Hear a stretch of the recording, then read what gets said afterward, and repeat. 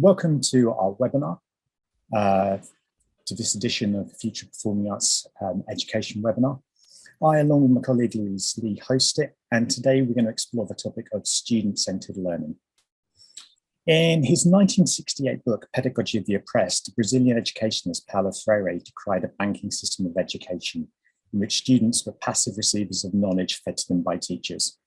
He and a number of his contemporaries set their focus on learning and the learner.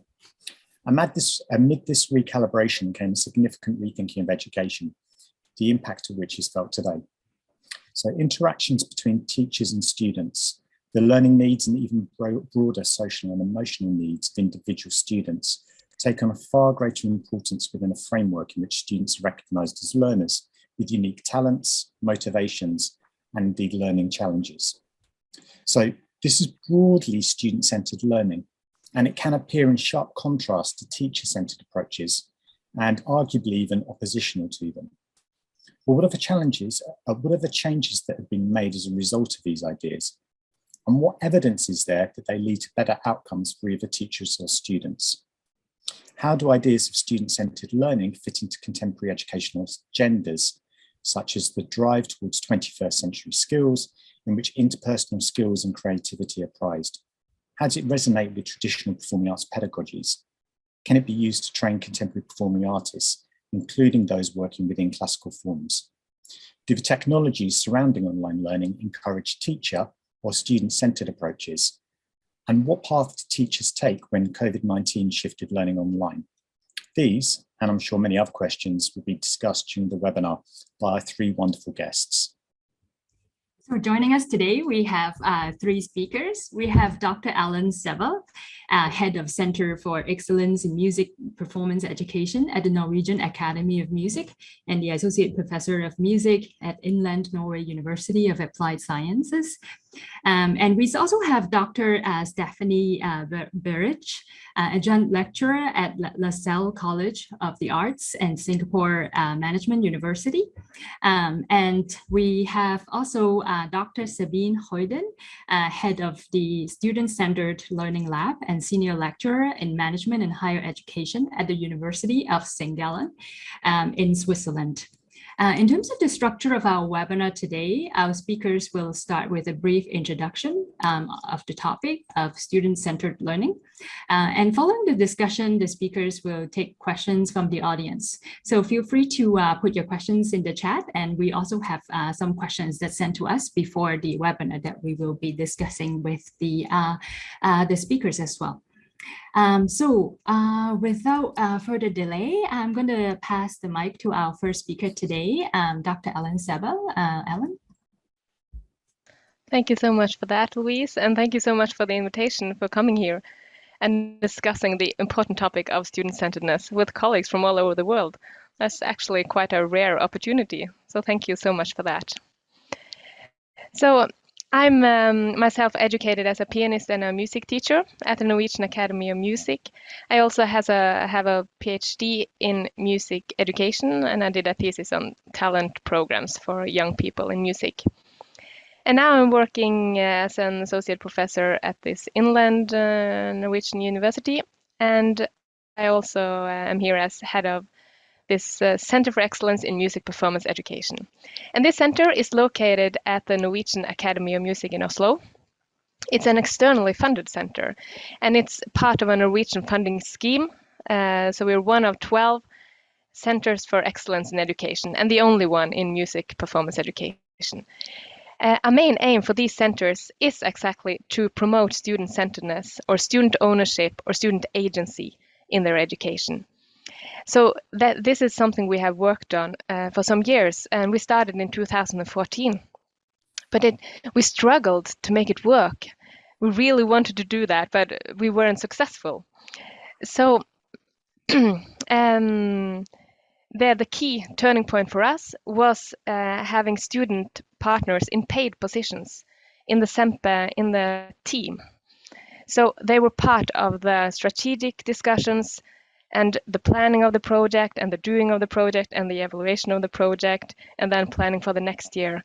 And then things started to change inside our Stabell, the center, and inside the institution as well. And currently we have 9 paid positions for students who are leading their own projects. And we also have 6 students in addition who are leading their own projects and getting ECTS credits for that. So that's just one I wanted to share, like a key thing for us. And then what fascinates me, one of the things that fascinates me with student-centeredness is the opposition. So if it's not student-centered, it's teacher-centered, and if it's not student ownership, then it's teacher ownership. Or do we really mean that? And it's also what happens to the power relation. So when we flip these hierarchies, are we then putting too much power in the hands of the students? And can it really be too much student-centeredness is something I would like to discuss today. So these are just some ideas at the beginning. Thank you. Brilliant. Thank you for that, Ellen. And actually, it's something really interesting for me as well, this thing about, actually, is it this, or can it be a bit of both? And actually, how do we use this? How do we balance this? So yeah, we'll definitely come back to that, I think, sure. I'd like to introduce Dr. Stephanie Burridge. And yeah, if you'd like to introduce yourself and a little bit of your interest in this topic. Yeah, hi everybody, and again, thanks for the invitation and the opportunity to speak to wonderful colleagues from around the world in this format. So I think my personal journey is a bit reflective of the way that we can work with student-centered learning, and it's been important to me. So my life began as a dancer at the age of 4, like many young people that take up dance, to work towards doing a career in dance performance, in contemporary dance. And then I had a dance company for 21 years, where I was the artistic director, choreographer, performer, teacher, all of those things. And then I moved on to teaching. I mean, most people that are in dance companies and so on do some teaching within the skill-based sort of side of academies and so on. But then for me, I moved more into academic work, and I got a practice-based PhD, which was really a turning point for me to have somebody that I did it with London Contemporary Dance School and the University of Kent, and being able to marry practical work with academic work and have your own voice, find your own voice. So for me, the voice, and I've published, done many publications with Routledge now, and one thing that I do is what I call privilege the artist's voice. So all of those publications, a high point of them is to have interviews with artists and have their perspective of their practice and so on. So you have more of the subjective, objective coming together. So when I talk about subjective, objective, to me, a learning journey, which is what I would like to call it, is a mapping an individual, a student-centered learning journey, because these days the journey for myself, the journey is still going on, you know. So you go from perhaps performance to research to publishing to moving in this fluid way across many boundaries and breaking down boundaries. So I think one of our jobs as a facilitator is to map that learning journey for students, and they arrive at points at different times. So many of them, when they come into a more sort of a performing arts, they're very obsessed with virtuosic skill-based learning, which I know I was, and I wasn't so interested in anything else, research, what's that? But over time, you start to add these building blocks, and you revisit things, you reflect on other parts of what you've studied. So this ability to reflect and to think of it as a journey, and it certainly continues after you've left the institution. So it never stops. So it opens pathways into interdisciplinary work, into different sorts of teaching, writing, research. So I think if we see it as a journey, it's a very important thing, and where they are at an institution, to a peg along the way, but certainly not the end. I mean, we want to foster curiosity, creativity, and all of those sorts of things.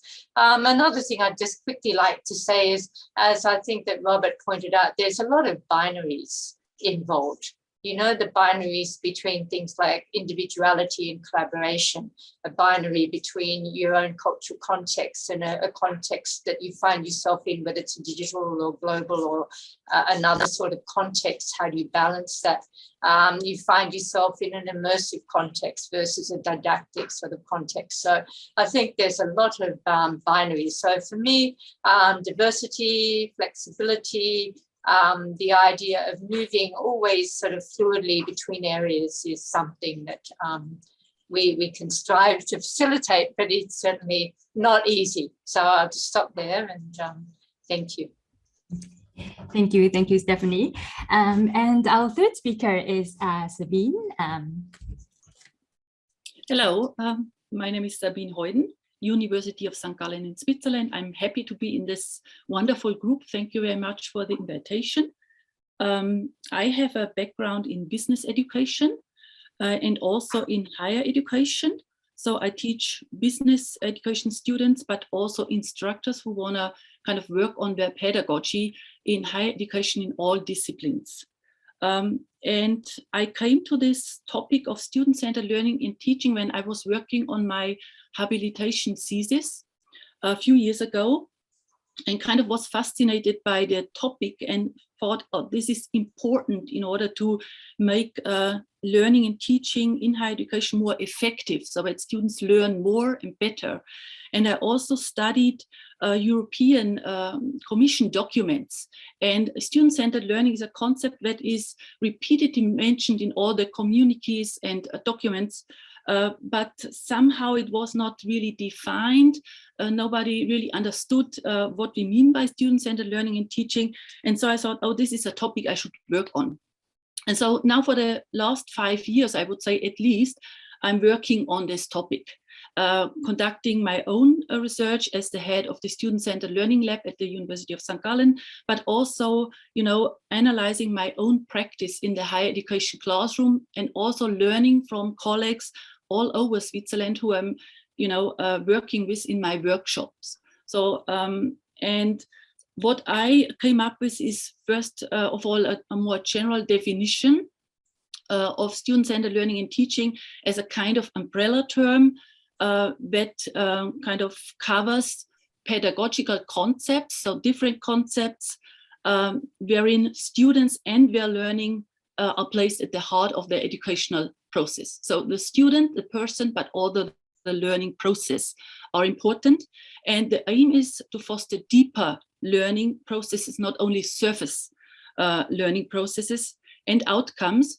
And the long-term goal would be, I think, for students to become self-directed lifelong learners when they leave our institution. And I also came across a lot of very interesting empirical research that kind of backed the student-centered learning approach. And for example, there were meta-analysis by Alifieri and colleagues that found that guided discovery especially is very effective as compared to kind of lecturing or compared to unguided discovery. So I thought we should look more into guided discovery. How can we guide, facilitate our students' learning processes? And how can we kind of design the learning environment around the students, with the student and the learning process at the center? So this was very interesting to me, but I also found that the instructor's role is still very important. It's not that the instructor has no more role or is on the sidelines. The instructor is still very important and the role is very demanding, especially given all the conditions we are in at the moment in higher education. And also a study showed that things like social interaction in the classroom, interacting with students and discussing topics, for example, providing feedback, providing students with intellectual challenges and kind of demanding tasks, allowing for group work, also assessing the progress that students make in the classroom, especially formative assessment are kind of also components that make a huge difference. And I think we need to talk more about these topics, and more research needs to be done, especially in the classroom also. So every teacher, can kind of analyze their own practice and reflect about it and exchange what they have learned. And also, I think above the student-centered classroom, it is also important that the conditions, for example, in a higher education institutions, are supportive of student-centered learning and teaching, of student-centered classrooms. So we also need to look at teaching and learning support at an institution, for example. How can we support these innovative teachers who try to implement student-centered learning and teaching? How about the quality of learning and teaching? How can we make sure that we have high quality student-centered learning environments? What about the administration? What about policies? What about financing these approaches and so forth? So I think we need also to look beyond the classroom, and there is a lot of support necessary in order to make this happen. So I'm happy to talk with you all about these fascinating topics. Brilliant. Thank you so much for that. Covered so much territory. It's really amazing. I think actually we'd like to dig in fairly swiftly into this territory. So you gave a really good broad map there of all the different things that we might be considering in terms of student-centered teaching and learning. I'm also aware from my experience that when I trained, again, teaching and learning, student-centered teaching and learning was something, you should be doing teaching and learning in this way. And I questioned how often I was, even though I wanted to be, perhaps. So I wonder if we could start off just by thinking, okay, well, if we walked into a classroom and student-centered teaching and learning was taking place, what would that look like? What would we expect to see in that classroom? What would be the differences between that and something that's more teacher-focused, perhaps? I don't know if somebody wants to jump in at that point. Yeah, I mean, I'd like to talk a little bit about what we do at SMU, which is a module a BA module I teach there, dance East and West. So already there's a lot to cover, dance in the East and dance in the West. But and I think for that, because all the students are pretty well non-dancers, or they may have done some dance classes casually at school or something, but so they're coming from backgrounds of law, engineering, accounting, things like that. So dance is the core really, but their own learning, it really relates back to what their discipline might be. So a lot of I think the answer to making that class successful, I must say it is successful, it's been going a long time, it's always packed, is that there's a lot of variety. It's very diverse, so it moves between, and we do a lot of group work, a lot of collaborative group work, which they really thrive on, So from day one, they work in groups, and and the groups become very social groups as well, and they become quite empowered with what they're doing. So, and I think that there's enough flexibility for them to run with a topic and relate it back to their personal interest areas as well. So, for example, we're doing, things like, authenticity or something like that with dance, or copy, the law people might look at it in terms of copyright issue or something like that, or the accounting people might look at it in terms of, financing, how you can do. So there's sort of core areas but then they go into tangents of what the group might be interested in. Sometimes we look at, some of the groups look at how that works with, like, for example, traditional Asian dance, and then that, in that context, and how that transforms into a more Western context, which is more individually centered. So dance is the core, but I think the flexibility of enabling that core to be move in different ways according to what the students want to do, that's one thing that we do. I was thinking, you asked, how would a classroom look like? What would we see if we walked into a student-centered classroom? And it's easy to see what would we, if we saw a student or a teacher-centered classroom, what would that be? It would be a teacher with a PowerPoint telling the students something and perhaps giving them some tasks to work on and then report back. So I guess a student-centered classroom would involve more active students. You would see them working in some kind of project-based manner, or you would have the teacher acting more, taking on another role, acting more like a facilitator, asking questions. You know, in music performance teaching, teachers do ask a lot of questions, but they are mostly rhetorical questions or controlling questions. So they are not real questions that really demands an answer and demands that the students think. But there are more answers, more possible answers. So that could be one thing. And at the Academy, we have one example of a very student-centered forum. So it's a forum where students are there to discuss their artistic processes.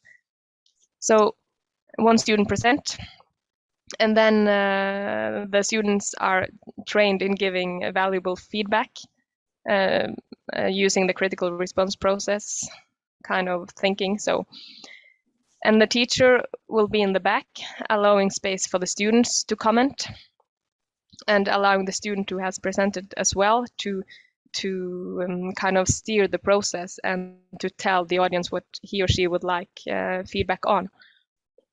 And then the teacher is still there and to create it a safe space for giving such feedback.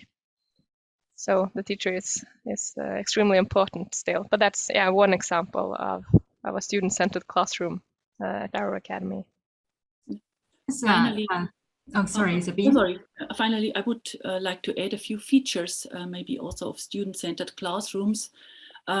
First of all, I think it's very important that the teacher has a student-focused mindset. And I think we all kind of have this, so that you think, oh, I need to put the student at the center of my planning. And also the students need to adapt a deep approach to learning. So they need to be motivated and they need to want to understand something, not just kind of repeat what the teacher tells them. And also, I mean, if we talk about student-centered, the teacher would give the students a say in the objectives of the class, in the methods that are applied in the classroom. So students have a say, more or less, depending on their prior knowledge. Students would be accountable for being on time, for preparing for class, for example, for participating in the classroom. And I think classroom norms would support this, so that you really, as an instructor, communicate to your students, this is what I expect. And so they need to be held accountable. Also, students need to be given choices, kind of when they learn. So we have now, I think, wonderful online tools that we can give students, like quizzes or so, or self-study materials, videos, so that they can really choose how, when, where, with whom to learn. Also, I think what was already mentioned, the level of active involvement of the students. I think, Ellen, you referred to that, is very important. So that they are really cognitively involved in the classroom, not only doing something, acting or talking, but kind of the quality of their contributions would be important. Also, and I think Stephanie mentioned this early on, the power relations that I create. For example, in my classrooms, I try to allow students to pick the next speaker. It's not me who is always saying who is speaking next, but the students do that. So I try to shift the power relationship a little bit. And you can do this also, I think, by giving students choice and giving them a say in how we conduct the class. And the final point, maybe, this was also already kind of mentioned. So in a student-centered classroom, students and the teacher are positioned differently. So they often sit in a horseshoe shape position or in a circle and not in rows, like Ellen mentioned. So, and I mean, this is important so that we can get a discussion going, so that everyone can see each other. So, and it also shifts the power dynamic, I think.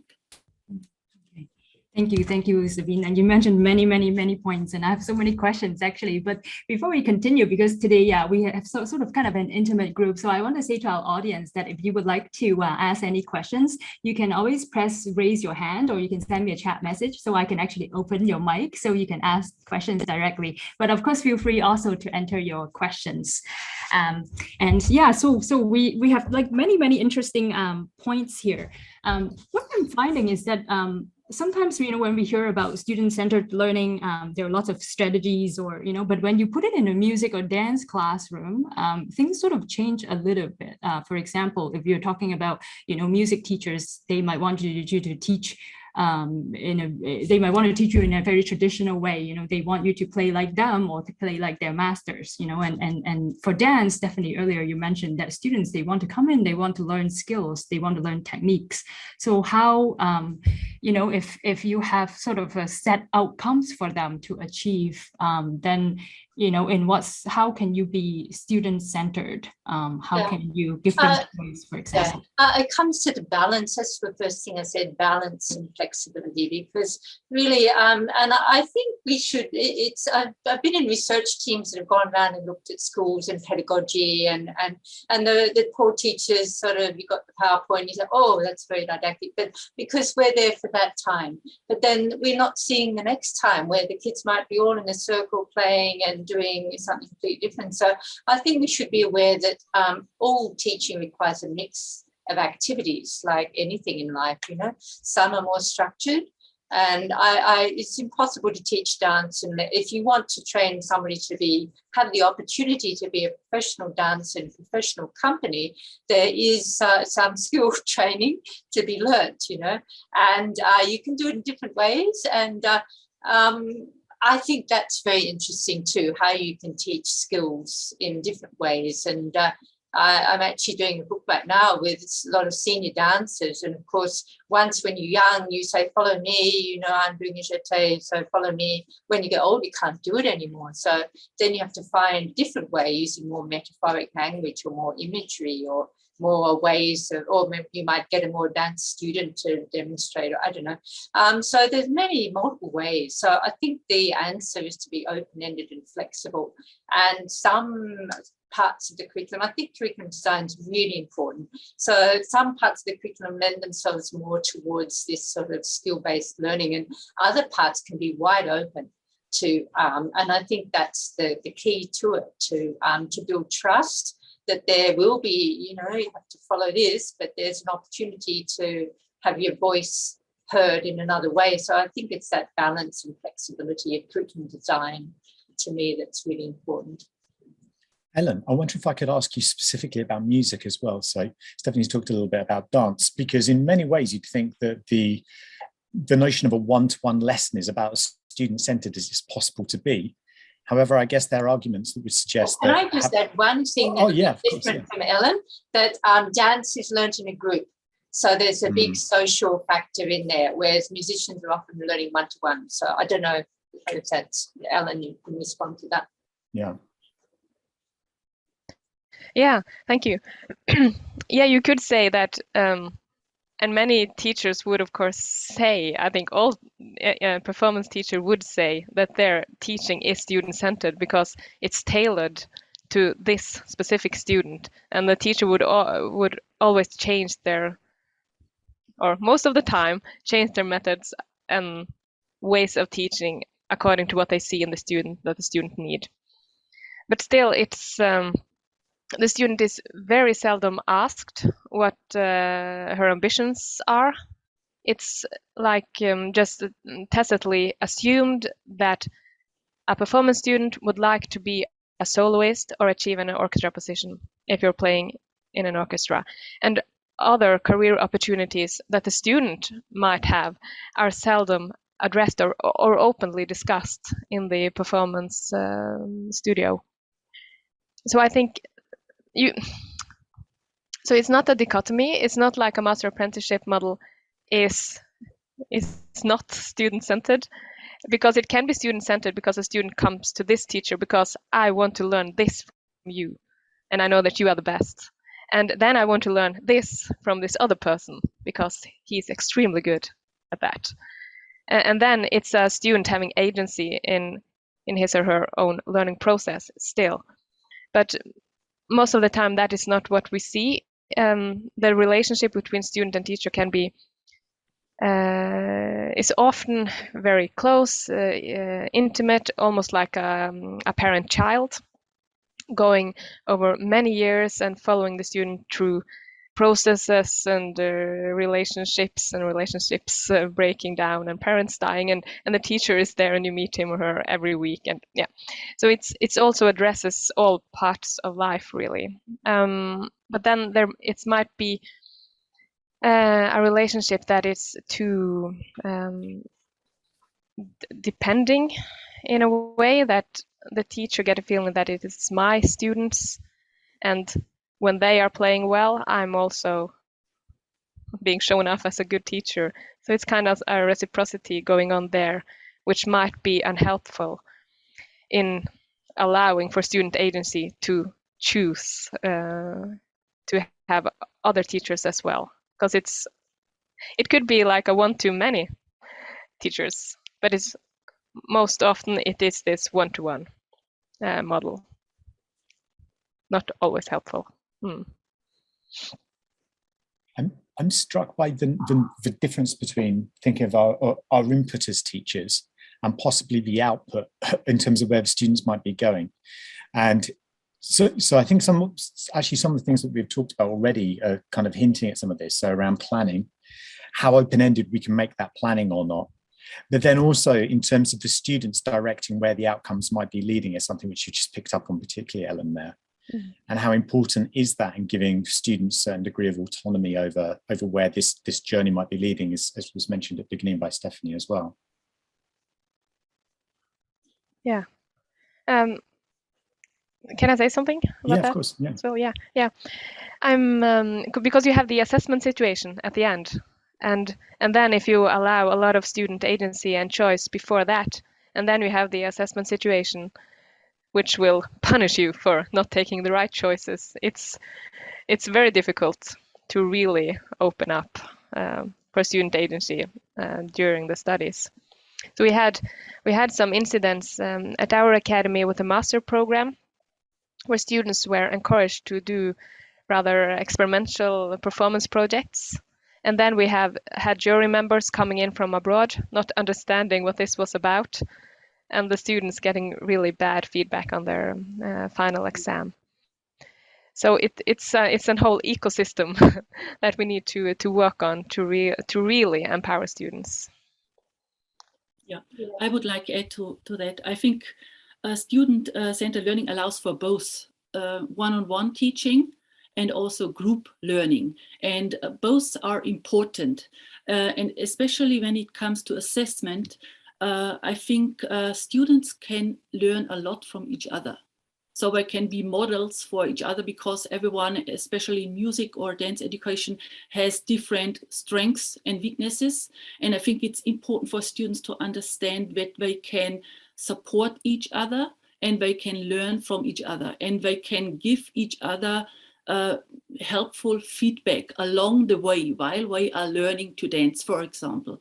And if I look at studies, so for all disciplines in higher education, results of meta-synthesis say that student peer assessment, but also self-assessment and formative assessment are very impactful when it comes to student learning. So actually in these meta-synthesis that kind of summarize 38 meta-analysis in higher education, the studies from 2017, they say that student peer assessment is #1. So the most impactful variable out of 105, can you imagine? So I think we need to focus more also on assessment, but not as a one point in time thing at the end, but as something that is given in a constructive way by peers, by oneself, but also by other people, by instructors, for example. And that is given in a way that the student knows this is for me, so that I can improve and develop. So this is kind of with the intention to kind of narrow the gap between my current performance and where I need to go. And so this brings me closer to my goal. Yeah, I would agree with that. So I think that's why I jumped in straight away and said dances in a group, because one of the things we usually do in a dance class is have a reflective, either personal reflection through journaling and things like that, but also peer assessment and small groups, you know, performing for the others. So that's a very common practice, and this ongoing peer support that occurs. And so I think that's a very important part of dance education. But having said that, I mean, it varies enormously. Like if you in Asia, working within the guru system, you know, which is very strong in many countries. If you're in India doing Bharatanatyam dance with your guru, it's a bit like your example, Ellen, of the music teacher. They're there for life. And they're God. You follow, you respect, you don't question, and you stay with that person. So this is very common right throughout Asia, really. Thailand, Cambodia, many countries use the guru system. So then when somebody moves out of the guru system and then they're moving into another system, it's not necessarily easy to adapt, you know, like that.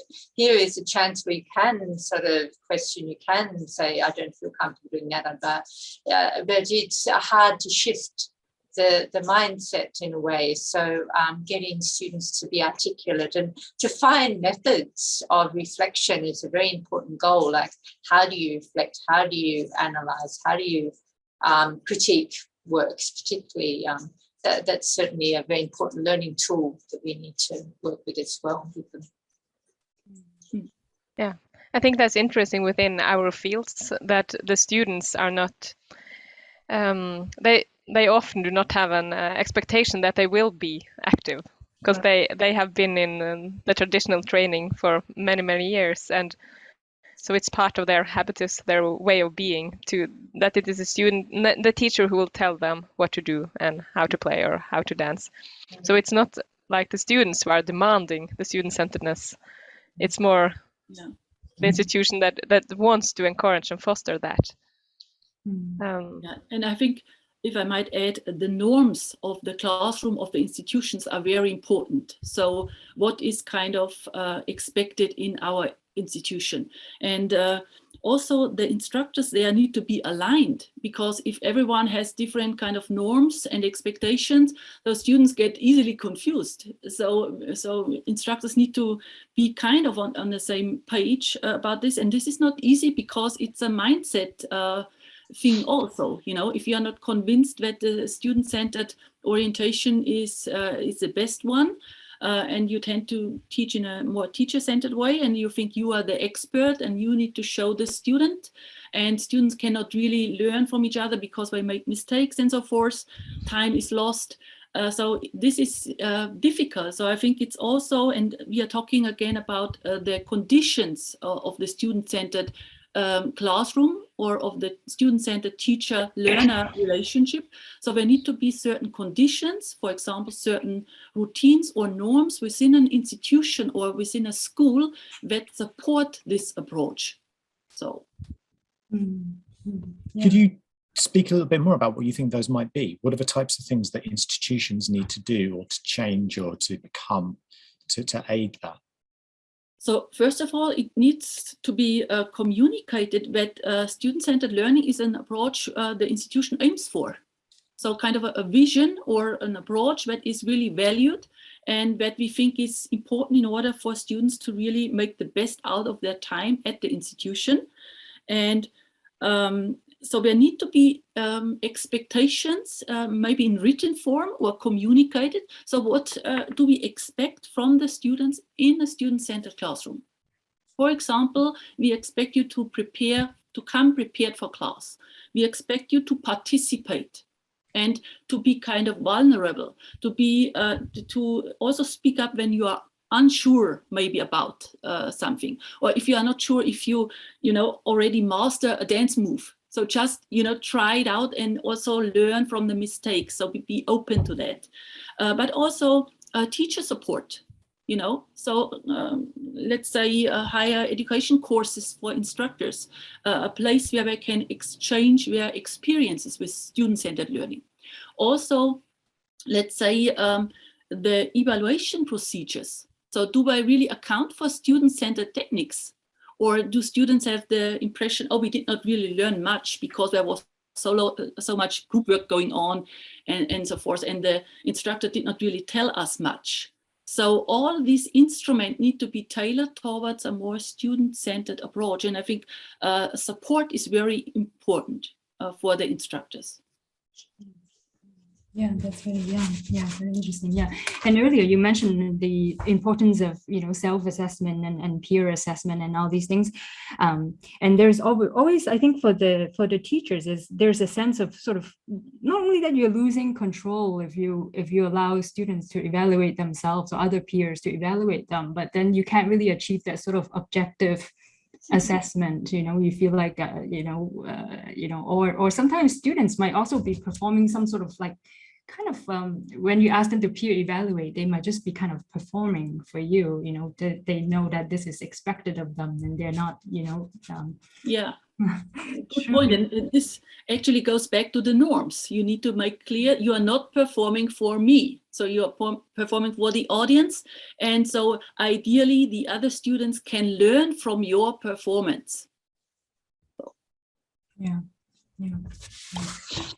I would just like to add that this peer feedback, it's very helpful for the student doing something, and it's important to support each other, etc. A lot of good things. And also within the arts, it's so important to be able to put into words what you experienced. So that's like a central competence for our students to be able to express themselves in meaningful ways. Yeah, so that's just an additional aim why it is so important.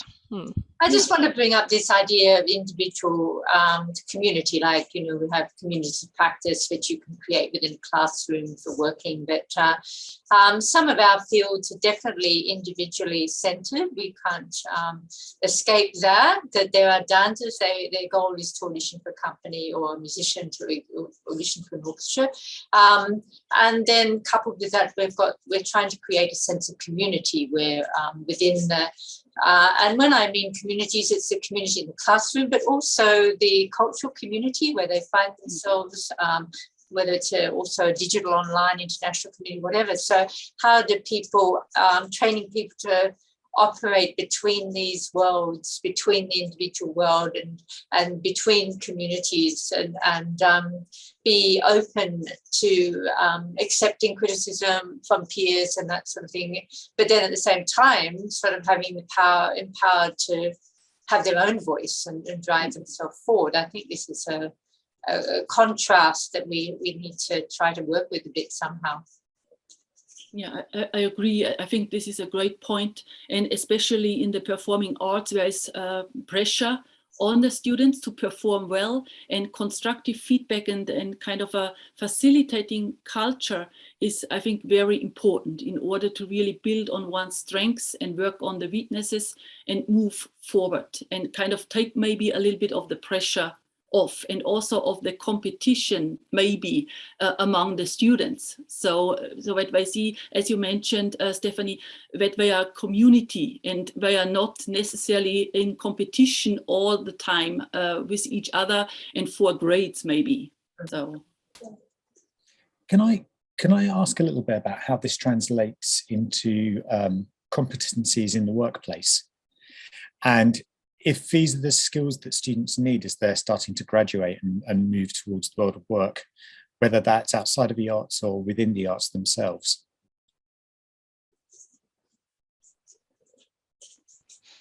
Yeah, so if these are central competencies outside in the work market, you're asking, Robert? Yeah. Yeah, I mean, I guess they could be, but I'm also just aware of, for instance, if you train as a classical violinist and you go and work in an orchestra, how much autonomy do you actually have in that context to be making decisions over and above the conductor? I think while like 20 years ago, many of the music graduates went into permanent orchestra positions. But today is quite rare. It's a really small percentage that go into full-time permanent orchestra positions. So, and we are still preparing them for a future as orchestra musicians, even though most of them don't go into that anymore. And so to graduate with having developed an artistic vision and an artistic identity and a sense of meaning of how you want to contribute with your music in your community, I think that's like an absolute necessary competence. And also in order to be happy in your life as a musician in a very broad sense. Entailing also teaching and conducting and writing music and writing about music and doing administration. All of these things that our music graduates go on to be. So I think it's absolutely essential that they are asked these questions and have a lot of space to develop their own artistic vision during the studies. Yeah, I think it's another binary, how broad to go with the curriculum and how specific to be. And, if some students think it's doing extra sort of subjects like learning pedagogy or interdisciplinary arts, whatever it is, might take time away from time they consider they should be spending practicing or something. So I think, again, it's a difficult choice. And I think that some institutions actually have gone specific. They say, we do this, we're a conservatory, we do this. We can't do everything. Whereas others are much broader and they say, okay, you come here, it's much more community teaching, preparing for work, but outside. And to be honest, I think it's quite a good thing because I think that some institutions are more interdisciplinary. So it gives the student a choice rather than every institution trying to do everything, which, is impossible. And given there's so many places to go now and also so many departments in institutions are coming together, probably because of cost saving, unfortunately, but a lot of departments are being submersed into one, and therefore there's a lot more cross-correlation between the courses, which is a wonderful thing. But then for the individual musician or dancer or actor, they might think, well, we're doing all these things, but is that going to get me where I want to go? So I think there's a lot of dilemmas and things to think about. And I think when student-centeredness or versatility is seen as a threat almost to the specialized competence you will need to get the positions that are on top in our hierarchy. That's not very helpful. But it's a dilemma. I wish it wasn't like that we would have to choose, and I don't think we have to choose. I just think we could open it up more and allowing for more or value more competencies also inside the institution, because they will be valued outside, if that makes sense. Sabine, it strikes me that this approach actually really fits in quite closely with a lot of the 21st century competencies that people talk about. Yeah. Do you tend to agree? Yes. So I agree completely. And I think this is a chance also for students to learn not only subject knowledge or expertise in terms of dancing or music, for example, but also to learn transversal competences, 21st century competences like being self-reflective, thinking about one's performance, analyzing it, and thinking about how can I become better, for example, in a very constructive way.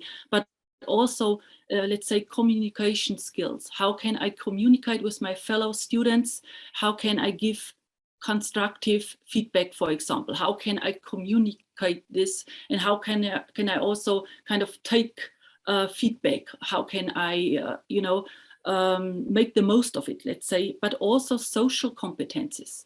So one time I'm, for example, a solo artist. The other time I'm a member of a group and I have to follow the conductor, for example. So I think students can learn to be very adaptive to the situation at hand and see, one time I lead the group, the next time I'm following. And so I think this is an opportunity also for them to learn that. And also I think if you compare student-centered approaches to teacher-centered approaches, they have a clear advantage in kind of changing attitudes, developing certain traits in students like discipline, being on time, and so forth. And I think especially in the performing arts, this is important. But also, developing the skills by learning from others, modeling, for example. So there is a lot involved also in terms of behavioral skills, learning certain moves, for example, in dancing. And we are not quite near to kind of making the most of this potential that student-centered learning has in terms of competencies.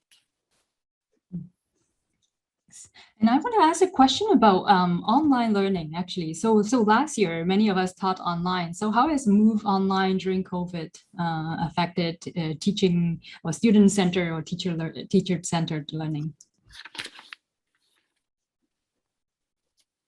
I think it depends on the course. Like a couple of courses I taught were fine because they involved a lot of student projects, a lot of student presentations. So the student, like us, the students would be presenting and peer assessment, that sort of thing. So in terms of those classes, I think that was fine. But I think for some, like even working with, supervising honors students, but face-to-face with them is very important because you're looking at the body language, you're looking at, many, many things that you completely lose in this format. I think for some things, for me, it worked well. And like we were just talking before, like we can have an international symposium like this, people all around the world. That's great. So that side of it is really good. But but some things, like trying to teach a practical class. We had hybrid practical classes where the teacher had some students in the room and then we were, transmitting it to the ones that weren't in the room. And it was really difficult. They were trying really hard to go back and forth and try to engage everybody. But I would say that was very unsuccessful and not the best way to do it. That's my experience. Yeah, I would like to add, I think it's very demanding on the instructor, especially, to keep everything in check. Yeah. So I also failed in that. And what I retreated to do is I involved the students more. Yeah. And I really said, can you keep a track of the time and let us know when the next break is nearing? Can you keep track of the chat, please? Or can you watch this or that? And so, or if somebody raises their hand online and I don't see it, please just remind me, somebody, So I tried to kind of distribute labor in a way because I was also overwhelmed, and I'm still in a way overwhelmed with all the technology, which is helpful, but it can be too much at one point. Yeah, we kind of need to set up some sort of new rules, to operate in this online space.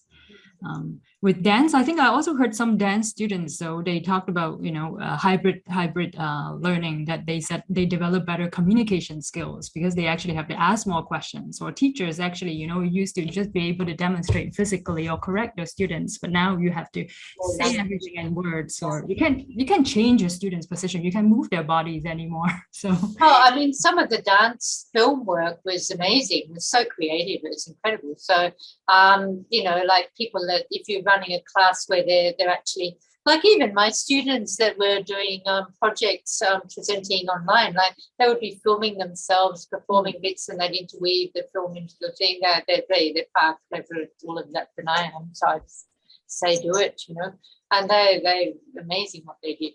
So I think it's their medium. They're absolutely at home with it. So I think that some of them, it was a good opportunity to show me that what they were doing, in their work, which was great. I think in music is since it was so difficult to play because of the delay, a lot of teachers and students talked more. And actually talking about what the future will bring as a musician, because during the pandemic, it became obvious that this is a very, very insecure market to go into, and that of course influenced our students as well and their ambitions for the future. So I think kind of a good thing that the future was more openly discussed. Mhm. We're edging towards the end of our hour, so I wonder if I could ask you to have a quick think about if there's any single thing that we've discussed which you could pass on and kind of highlight to somebody watching this or listening. What would it be? So what's kind of the one takeaway you might pass on to somebody else from our discussion which we've had this evening?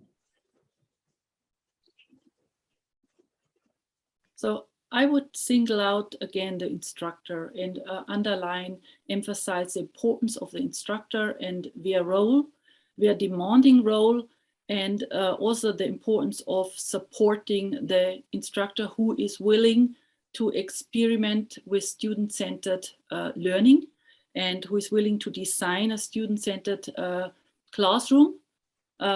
Yeah, and I think this is very crucial because we know also from research that the instructor, no matter school or higher education, has a huge impact on students, especially in the performing arts, I would assume. And so it's important that kind of we support instructors more, I think. Right. Yeah, I would agree with that. And I also think the design of a module, a course, a class, a lesson is absolutely crucial, that it needs to have diversity, it needs to have complexity, it needs to have a flow which has multiple variables that can go from a core sort of idea that then expands out and include reflection, analysis and articulation by the students as well. I think that's important. Yeah, I also agree with that what stood out to me was the how we support our teachers and how we create this community for student-centeredness and how we communicate like a body to the students what we expect from them and also what we expect from teachers. Because in music performance, it's very much privatized practices going on under the same roof. So teacher collaboration is also key in getting somewhere with the student-centeredness. And I would also like again to emphasize instead of seeing students as partners, that means that they are equal contributors to the process and the decisions and that we do and make. And I think we all should ask them a little bit before we have planned how to do it, and to take them into the planning process, I think would be very valuable.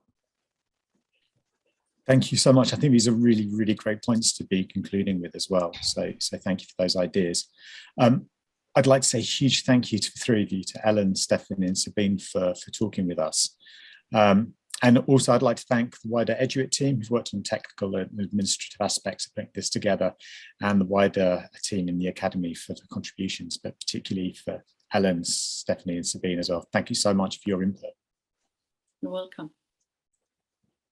Thank you. Thank you very much. Thank you. And as you mentioned that the recordings of this and the past webinars, they are on our website. So I just shared the link on the chat box. And I see that Ellen also, you share your...